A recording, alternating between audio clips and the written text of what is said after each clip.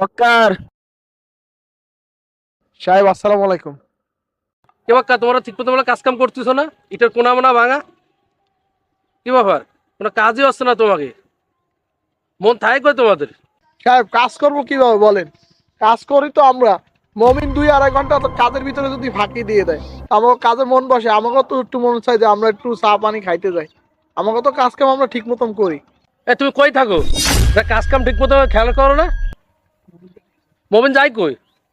ভাই মমিন তো আজানের দেয়, আজানের পরে নামাজে যায়, নামাজ পড়ে আসে, ওর কাজেও ফাঁকি দেয় না। ও সবসময় নামাজ পড়ার টাইমে নামাজ পড়তে যায়, আর কোনো কাজে ফাঁকি দেয় না।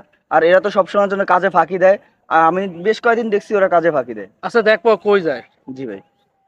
ও তো নামাজে যায়, ওই টাইম তো তোরা কি করিস? আরে আজকে ঈদ করছে কত ওরা? জিজ্ঞেস করো।